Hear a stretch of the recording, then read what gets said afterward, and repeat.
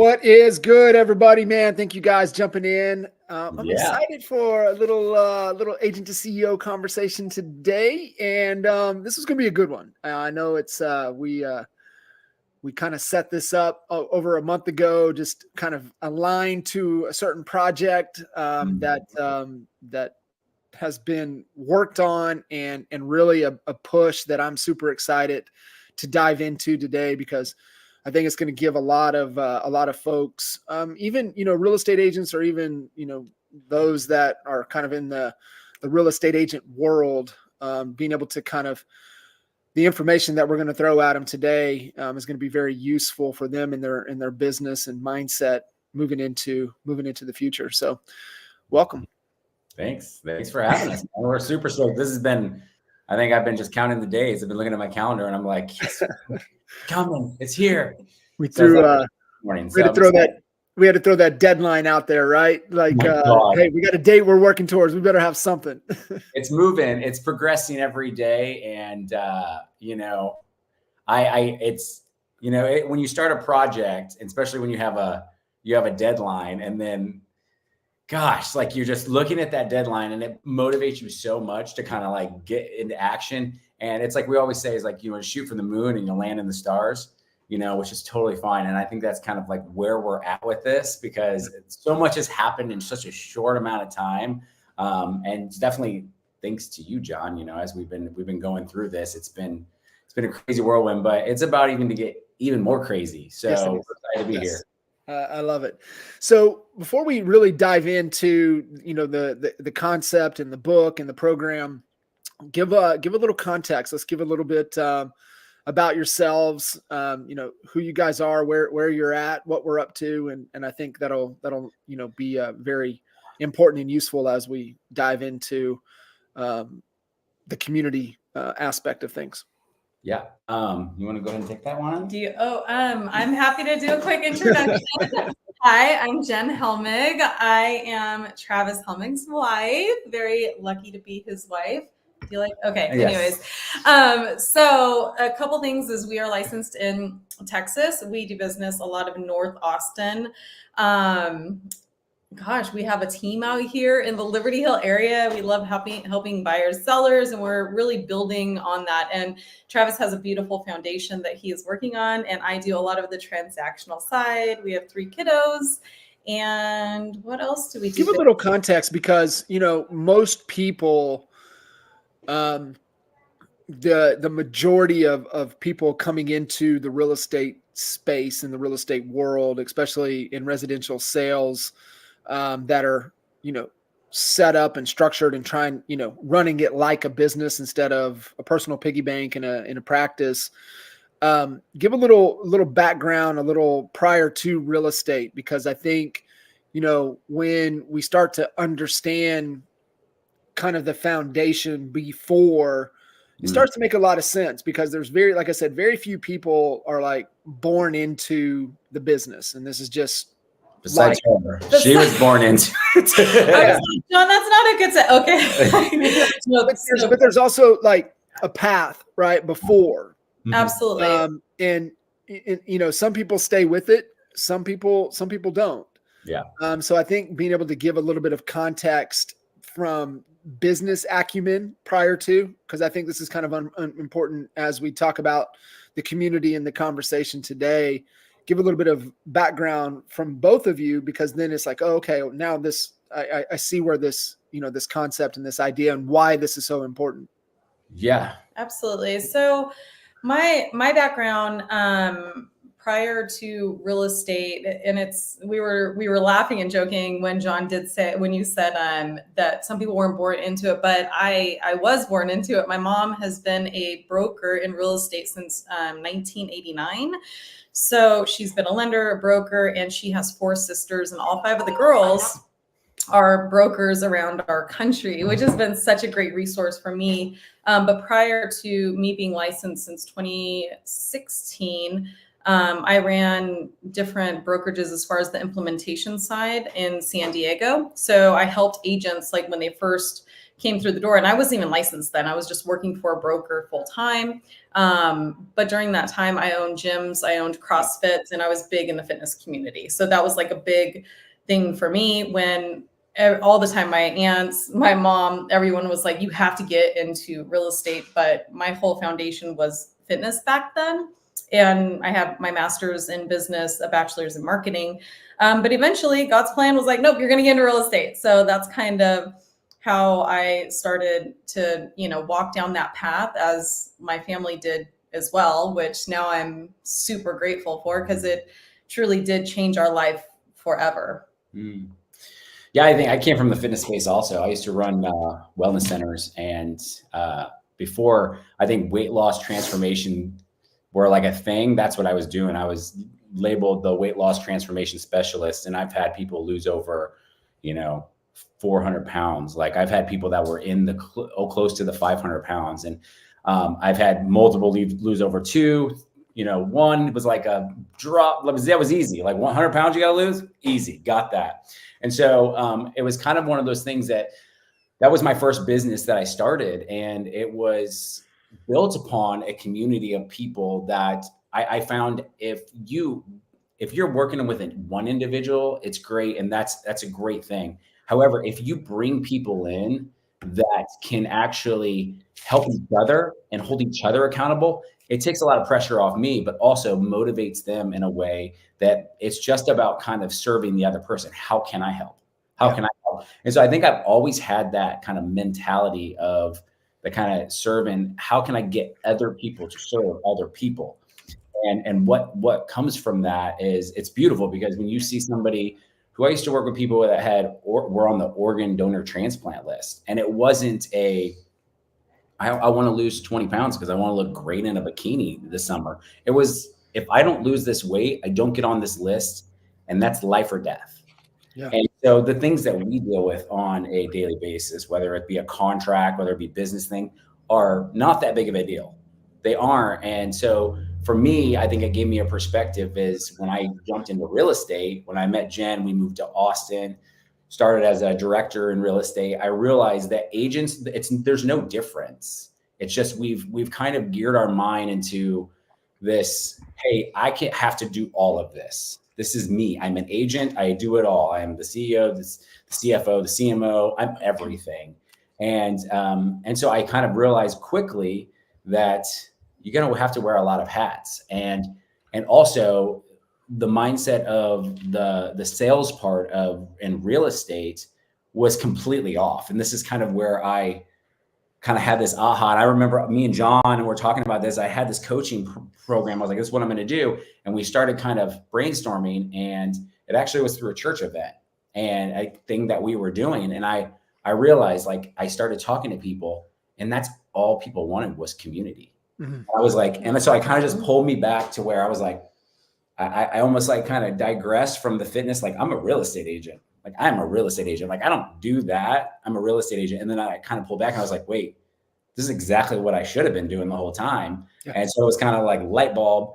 And that's where we kind of started taking off into the community. And then Jen's been following the program, and I have other agents that are following it, and it's actually been phenomenal. So that's kind of how we took that's where the road I think led us to. But it's like with everything, we've been kind of sharpening that iron the whole way.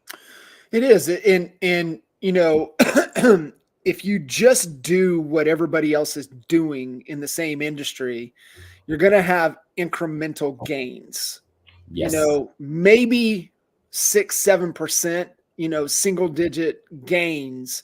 But where the exponential things happen is when you apply things that work well in other industries and apply it to yours. Mm-hmm. That's where you see the exponential jumps. Mm-hmm. And so now, my whole thing, imitate before you innovate.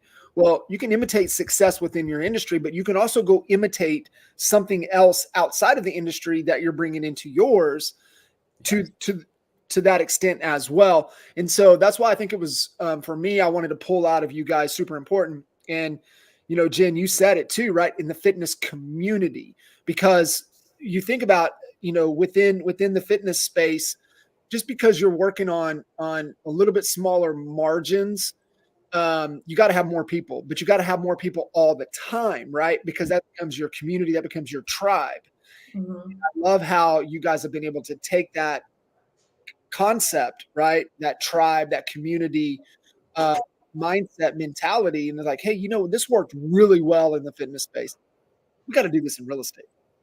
I absolutely love that you said that, John, because one thing that I love when we're helping other agents, other brokers around us is, like Travis knows, my biggest thing is mindset. I've read over 35 books last year on mindset. I'm huge. I have 2 sisters who are therapists. And so I'm all about like mind body work.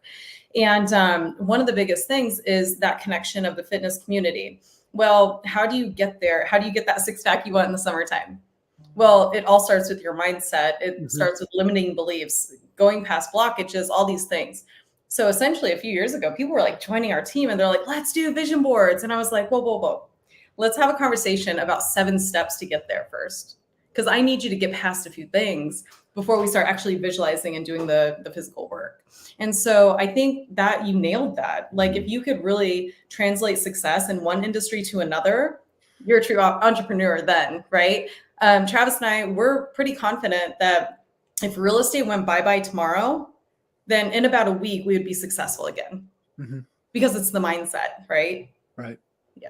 Well, Yeah. And it does. It starts there. And does it? Let's just. I I really like We really the like doing it. foundation, right? It's the foundation that when you have those capabilities, it travels, right? It travels to different markets. It travels to different industries. It travels with different seasons of whatever is happening. And so first and foremost, because the biggest thing that I've seen in the coaching space for me and the groups that I've been in and the things that I've been a part of, where we have, and Trav, you said the same word too, it's in the transformation. And that's really where, I think where you can really move and sustain is when you can, have a foundation of way to think and think more accurately.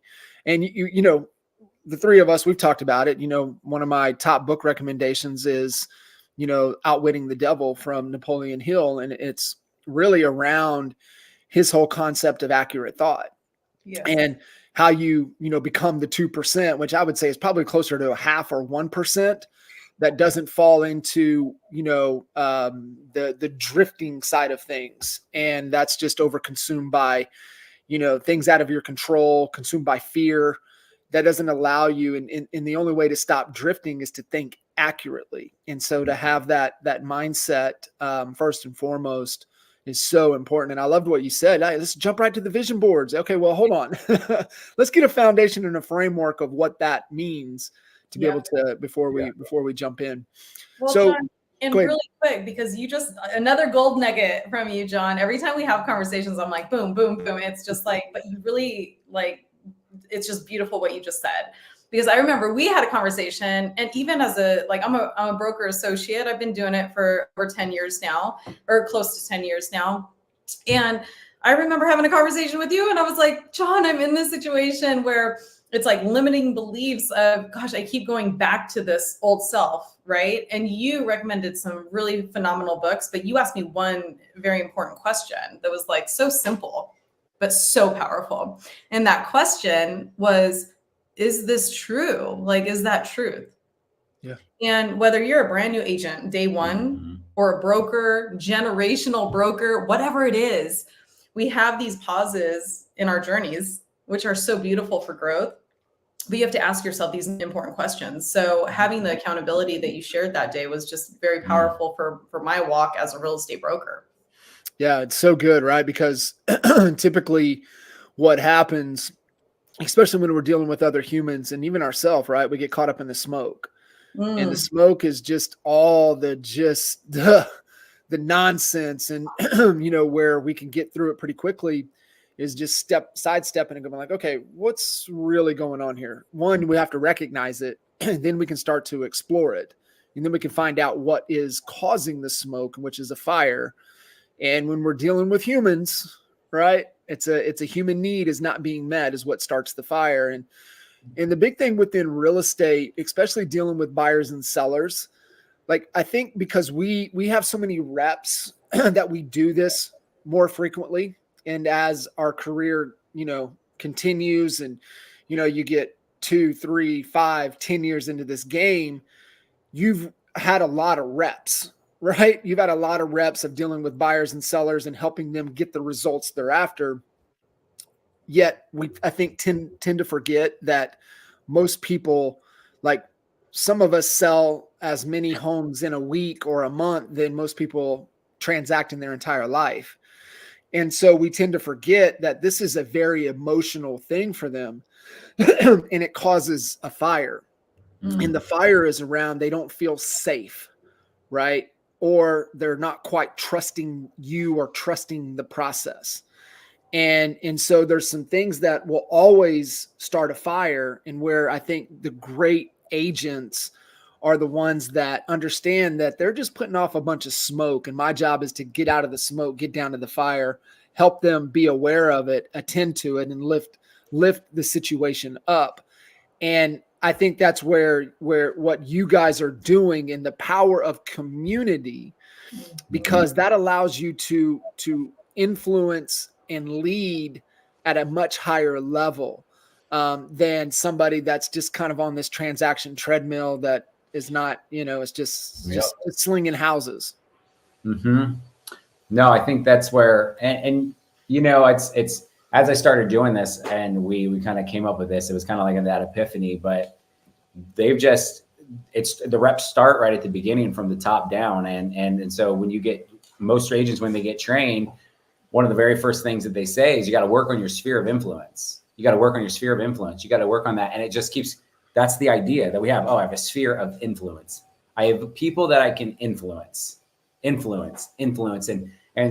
so in the deep dive of this, of where the sphere of influence actually came from is not a good thing. It's actually came from, the 1800s, where countries, they would identify these countries that were along them. And they would basically tell other countries, that's my sphere of influence. Don't even try to mess with that. That's mine. We control that. So it was always about power and influence. That's what it was all about. And so it kind of in the 1900s, it started moving towards like the sales industry, the corporate industry. And then it kind of just cultivated into this society and all that in real estate. And we don't think about actually where it came from, the origins. And so diving into this, I'm like, holy crap, like this is not the right way to do this. And the things that I've seen have just transformed people's mind of, hey, you got to reach out to your database. Like, I'm like, no, you don't have to reach out to them. Like, I don't have to reach out to them. I was like, no, you want to. And it's a little thing. You want to reach out to them. You don't have to do anything. And it's not about you closing deals. It's about being a servant to them and just changing the mindset that I'm trying to cultivate something that is inviting, opposed to trying to push my influence on people to get them to sell houses. And it's remarkable with the agents that I've worked with already are just like almost like blown away that you can see they hit the light bulb. Also, there's these moments they're like, okay, well, I'm going to have to gather my sphere of influence and things like that. And they realize when it comes down to it, it's all been wrong. It's been taught wrong. It's not how it's supposed to be. It's supposed to be cultivating something that is so inviting that of course people are going to refer you. It's not, and it's not even about that. When you can step away and be like, hey, listen, I don't care if this person refers me something, I'm still going to help them. And you can detach yourself from the financial side of it. You're completely detached. And then what happens is they give you 2 referrals and you're like, wait a second, like, because that's not what you're going after. And so, and I've seen it with some of the agents, as we start talking about reach out, they go, well, what am I supposed to say? What's the script? I usually start with, hey, how's it going? And how are you doing? How's life? I go, stop thinking about like them as a sell and just start thinking of them as a human. That's somebody that you enjoy talking to. And I imagine they enjoyed working with you if they're your past client. And the ahas and the light bulbs you see come off and they're like, oh my gosh, as we're going through the program and the crash course, they just, they get to the point where this person, I reached out to them and they haven't reached back out to me. And I'm like, detached from that. They may reach out to you and they may not. Don't say, don't say, I'm going to quit reaching out to them. I go, reach out to them again and say hello and say, hey, it's just wanted to make sure that, and the response she's like, she started getting flooded with people. She reached out to 100 people and she's like, the first day it was 25. She's like, I'm so just disappointed. I feel like I fell off and nobody, like, they think I'm spam now. And I was like, so reach back out to them and show them that you're not. And then now she's blowing me up going, I have too many people that just want to hang out with me now and want to talk because, and so as you go through the program, it's really like Jen said, it's all mindset. I want people to stop using the term. This is my goal, sphere of influence. In the real estate community, that's my big, hairy, audacious goal. That people start saying, I have to work on my community. I have to work on my community. For one, it doesn't feel bad to go reach out to your community. It doesn't ever feel bad. Like even just saying that, but people say sphere of influence, well, I don't want to call my friend and try to sell them. Well, then don't. Just let them know that what you're doing. Yeah. And let them know, ask them what they're doing. And I go, it's just a conversation with another human being, opposed to being a conversation with someone who's a potential to make me money.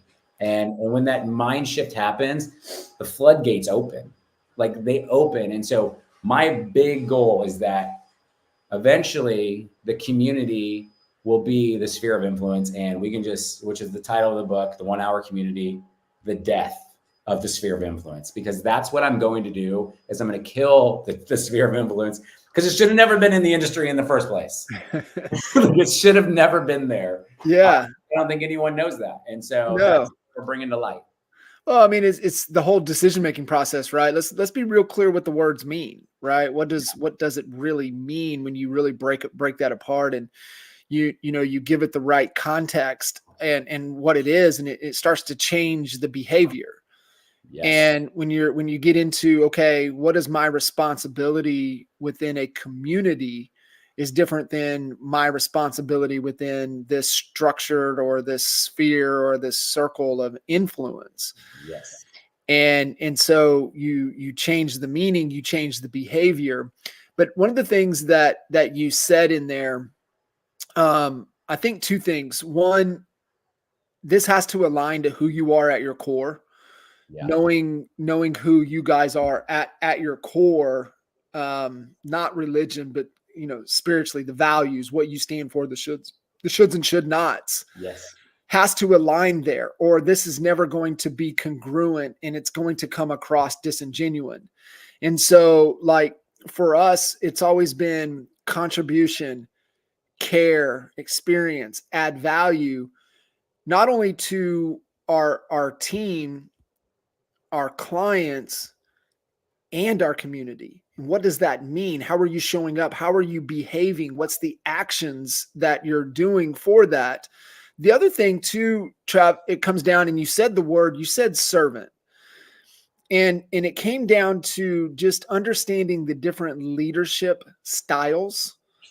Mm-hmm. And really there's 4 different types, 4 different leadership styles. And first is the selfish, right? Me. Now, yeah. Do you have to at some point be a little selfish to be able to become servant? Yes, right. You've got to improve you. It's my whole, right, the whole, even where Coach Code came from, right? I just believe you can't coach and lead another human until you can coach and lead yourself first. So how are you leading yourself? And then that next style, once we, understand we have selfish, then we have barter, right? We have a bartership. We have a barter style of leadership, which means, you know what, Trav, I'll do that for you, but bro, you got to do this for me, right? And we know a lot of those people, right? And now, does that mean that we don't tap into that in certain situations? Absolutely, we tap into that in certain situations. But where do you live, right? And so this is I think where the alignment of your values, and then understanding the leadership style and where do you live. We step into those when we have to. However, where do we spend a majority of our time? The next one, once we have understanding of self, of barter, and then selfless, right? A selfless leadership style. And we see a lot of great leaders there that live in that, type of, hey, I'm just doing this, this is who I am, right? I'm just pouring back, adding value. I want to see the transformation. Yet there's always another level. And it's that word you said, and it's that servant leadership. Yeah. So for you, what does servant leadership mean to you? Yeah, that's a great question. I think being a servant is putting somebody else's needs above your own. But I think that's the biggest thing. And so, not talking about a religious or spiritual. I mean, we can talk about all of that, but the biggest servant is like you, and they say it in the Bible, and they say the first was always last.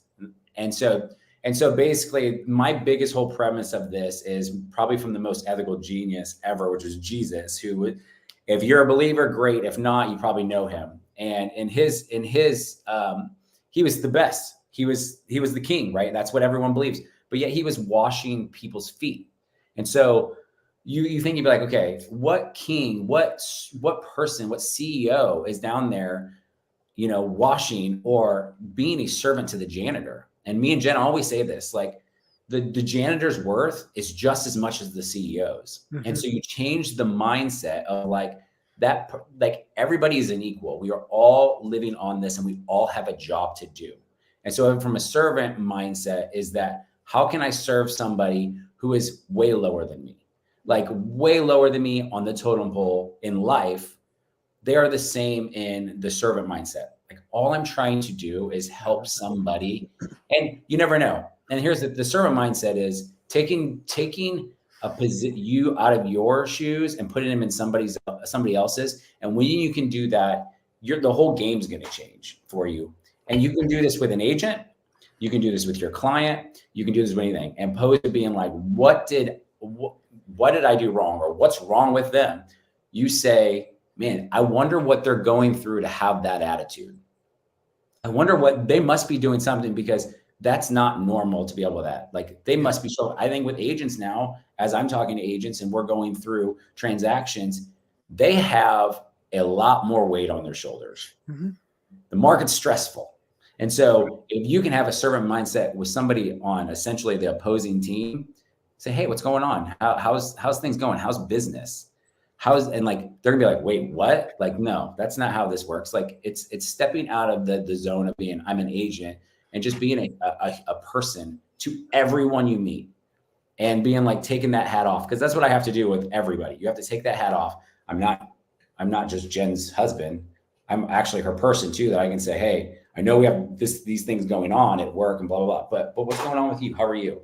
Same thing with your kids, the same thing with the people that you encounter at work. And so the servant mindset is just basically being less self-consumed about yourself. Yeah. And not wanting anything in return. I really think it's easier said than done. No hidden agenda other than, am I adding value and making this conversation or this situation better than I found it?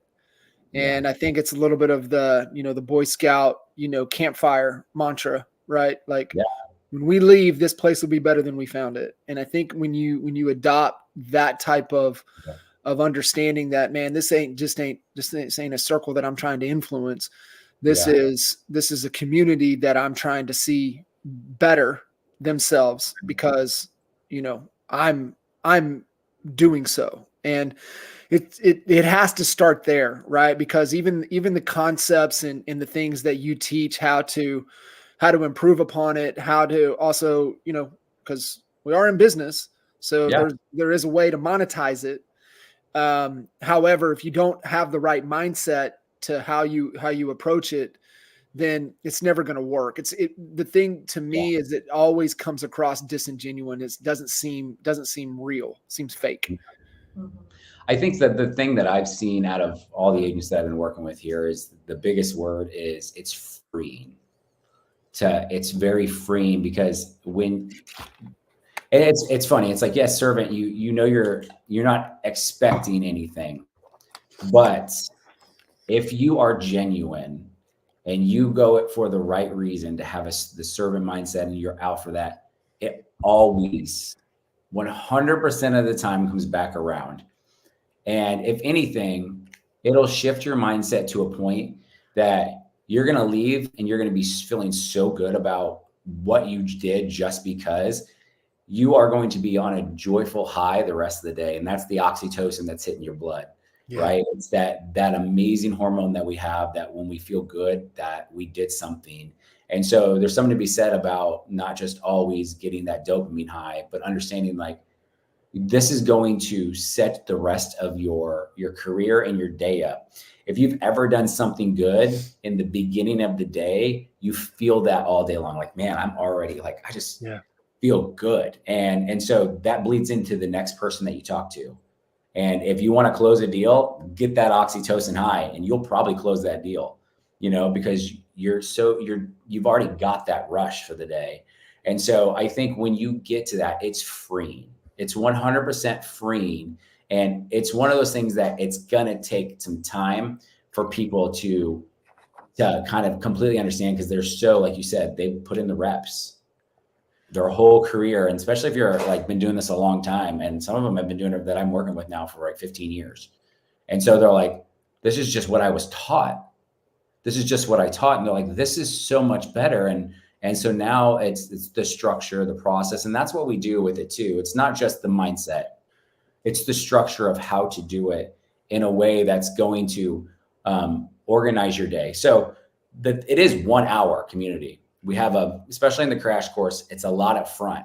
And the biggest thing I get is, oh my gosh, this is more than an hour. I go, it's not more than an hour. I go, we're using all the hours you didn't do this in your career. And I was like, and so when we get to the point, we're setting up that it is only going to be 1 hour.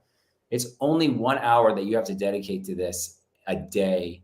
And it's not a lot. And they're now within the ones that I've been doing for 4 weeks, they are flourishing at just 1 hour. And I said, move on. This isn't your whole business. This is a part of your business that you've let suffer for too long. And now it's just, they're constantly getting text messages. And it's just, they're engaging, having conversations that they feel like they're so productive in that day.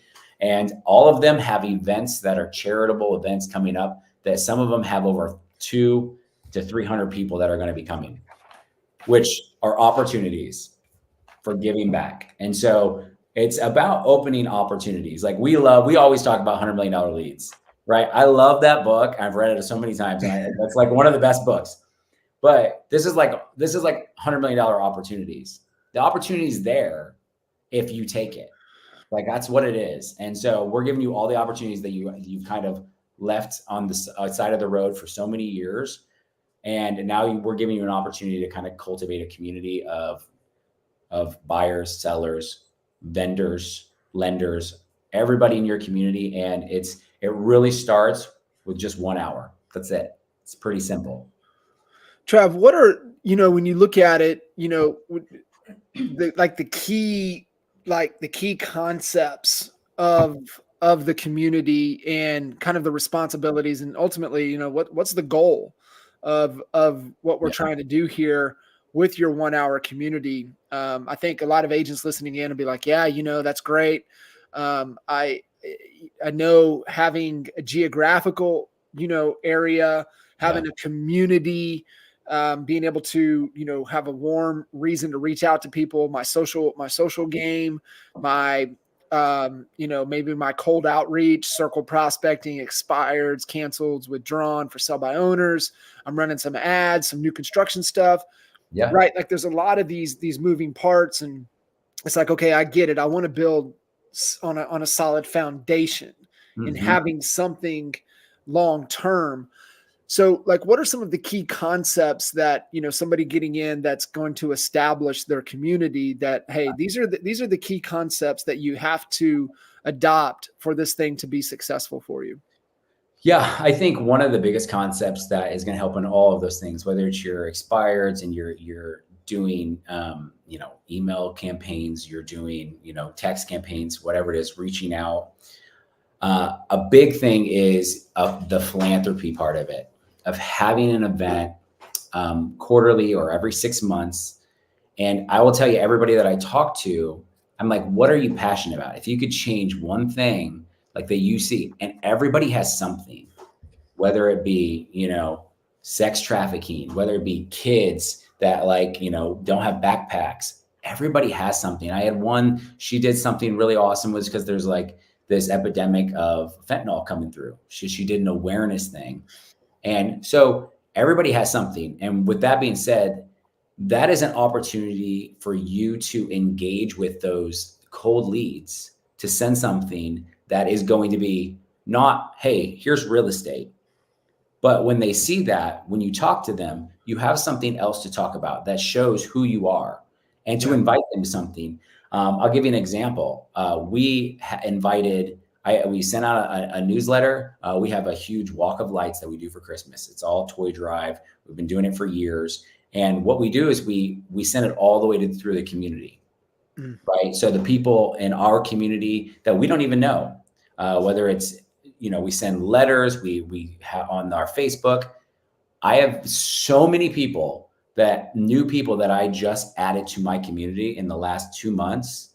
That one already she came to me. She's like, I saw you do this. She's like, and you guys in real estate? And I have a listing presentation from it. And I didn't do anything besides do a charity event. And she saw that. So she saw the other thing. I didn't tell her I was a real estate agent. She just said, you're a real estate agent, right? I'm thinking about listing my house. And that's literally what it is. So it's putting yourself in this opportunity.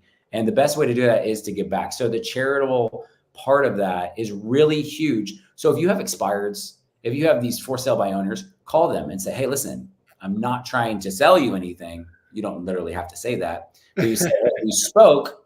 I was talking about selling your house, but I really wanted to invite you. I'm doing this thing. We're trying to raise coats. It's really cold out, and I'm doing this event. It's coming up in 2 weeks. I would love to see you guys there. What we ask is just somebody brings a donation for a coat that we can give to some kid that's really cold and can't afford a coat. And you will have the warmest conversation that you will ever have after that. And they're going to know your intentions aren't merely, hey, I want to sell your house. But it always turns into that conversation.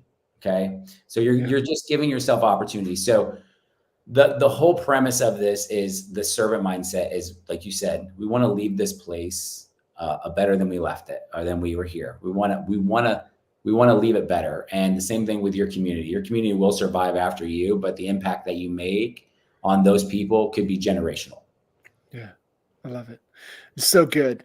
So looking at kind of moving forward, what are some, folks listening in, they're like, man, yeah, absolutely. Let's make sure that they have a way to get connected to you, learn more about really understanding what the community is about, as well as, man, I'm ready to get a copy of that book. Yeah. So the onehourcommunity.com, ONE, not one, the number. So onehourcommunity.com. You can also go to travishelmig.com. We're doing pre-sales.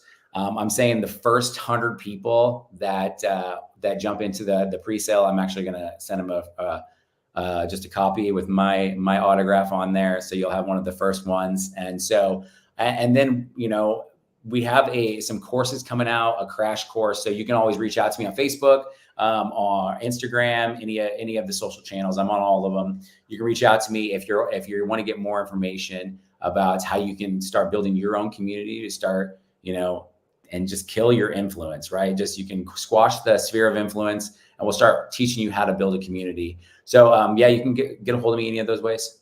I love it. Travis, give us kind of where this really changed for you guys, right? Like where you saw it, what was that experience, right? Because that's typically what it is, right? It's always that experience, and then we default back to previous experiences, or we go seeking for it, and then we apply it. But most of the time, in this case with you guys, right? You guys had that community feel and experience, and you knew it. However, what was that like aha moment? Like, it can't be this way anymore. Yeah, well, our background was in cold calling. So this wasn't something so I know there's gonna be a lot of people that be like, oh, well, this is natural. This is what they do. It wasn't. Like, I would say an introvert in an extrovert's body, I would say, of like, hey, I had 2 friends in high school and I was cool with that. And I still, and so community wasn't those things that was natural for me.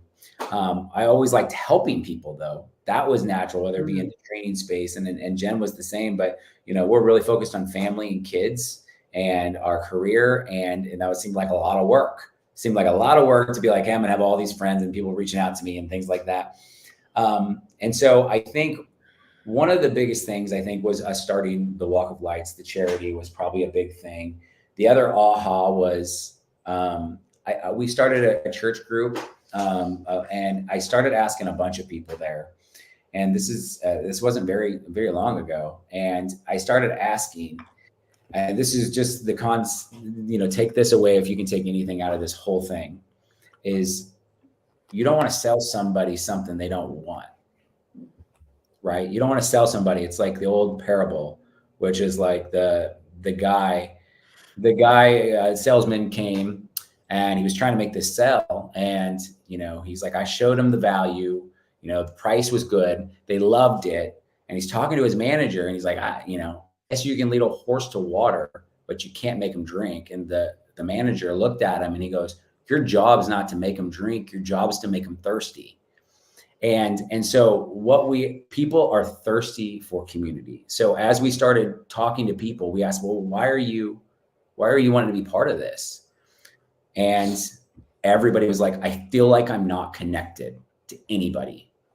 And from 2020, when we had COVID, I feel like a lot of people feel that way. So your community, the people that are around you, they want to feel connected, which is the first 2 laws of Maslow's law of hierarchy. They want to feel like they belong. And so I think our biggest thing is I had some aha moments of actually just talking to people. And I was like, oh my gosh, people want this. And when we started doing it, it was kind of one of those things. I was like, all right, Jen, you got to start doing this. Jen's the real estate queen over here. So I'm like, all right, you got to start implementing this thing. And the basic concept is get out of your box, stop trying to sell things, and go talk to people and see who they are, not what you can get from them.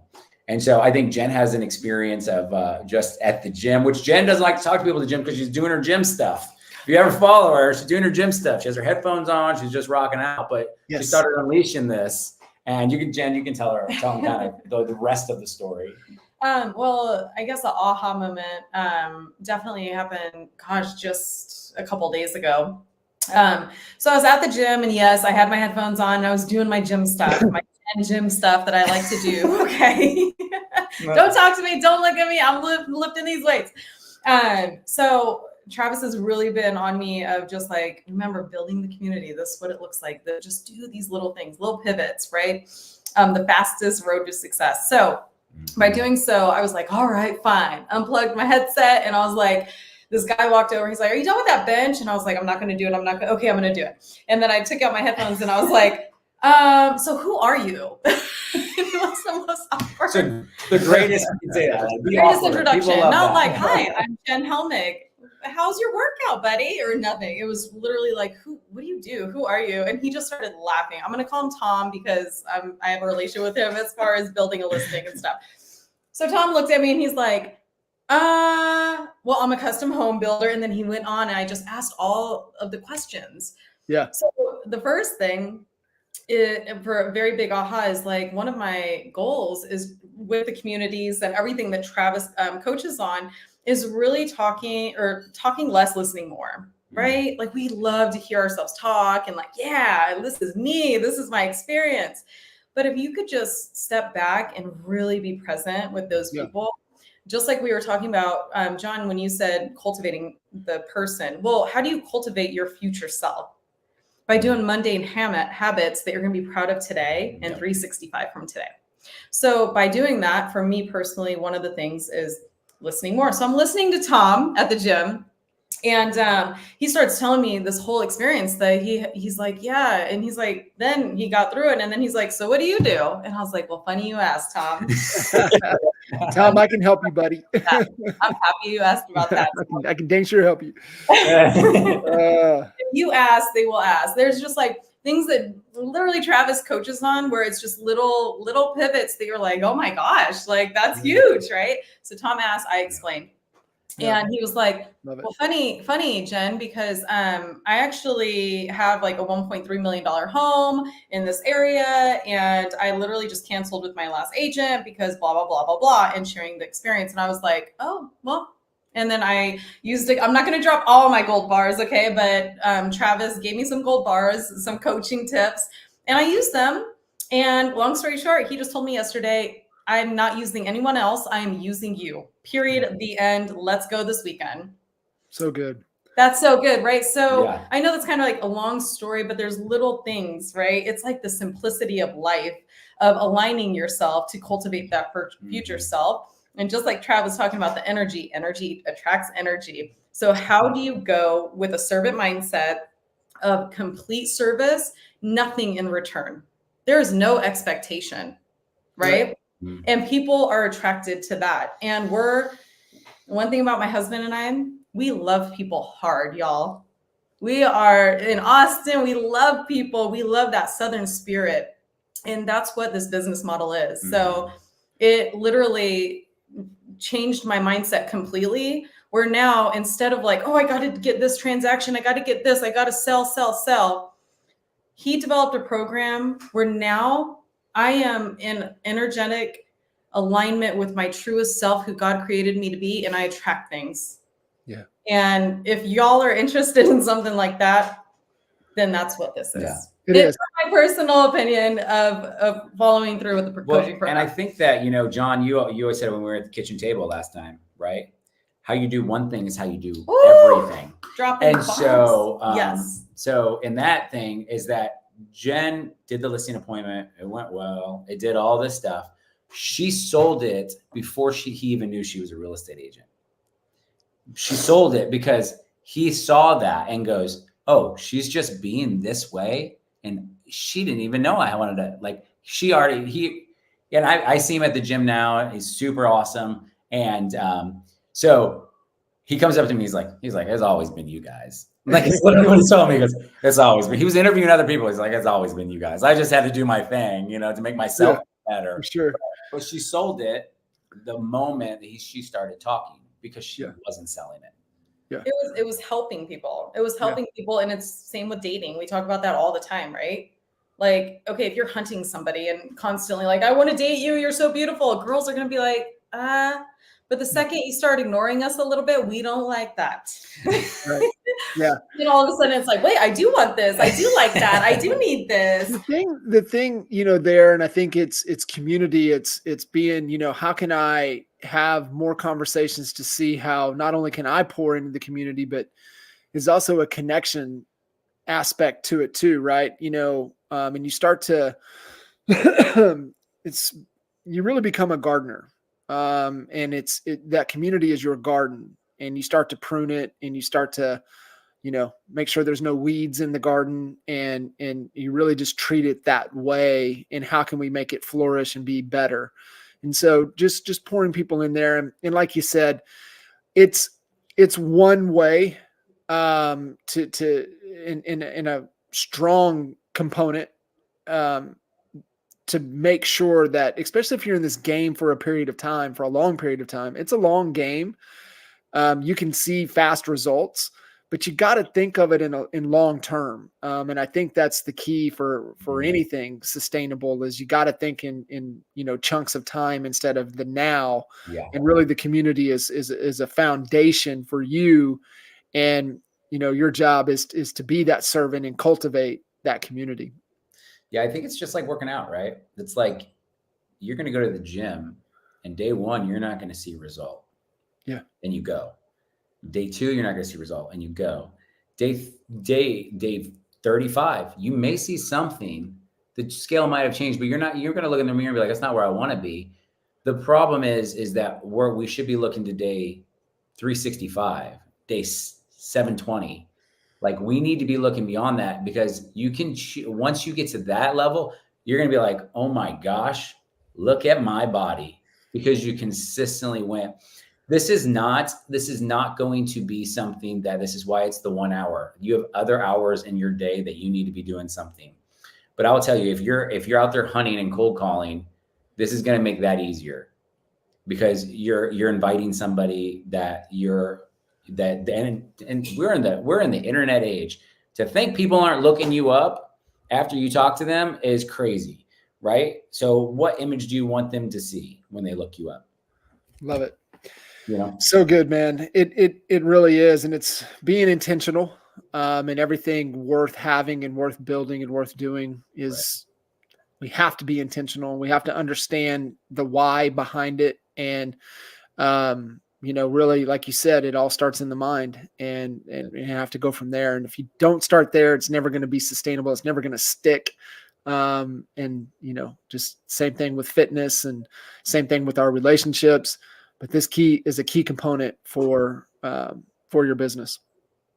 Yes, sir. So, I believe it. And like I said, if anybody wants to get a hold of me, you can go into my socials. And if you just have some questions about anything, we also have a 1 hour community challenge that we do. It's 67 days too. So after you kind of do the book, you can take the challenge on to kind of give you step by step. It's very applicable book. I wanted to make it where it was step by step. It wasn't like, here's the concept, now just do this. It's here's what you do. Day 1. 67 days, we build a habit. And after that, it's just continue the road. I love it. Get into that community, right? Get into the community of like-minded, agents and professionals that are pushing each other to be better. And that's, I think, how we do anything and we do everything, right? Being a part of that community, professionally driven, can carry over into what you're doing, Yes, sir. Locally. It's good stuff. 1hourcommunity.com. You guys get plugged in, grab a copy of the book, get plugged in with Trav and Jen, and we'll see you guys on the next show. All right. Thanks for having us. Awesome. See ya.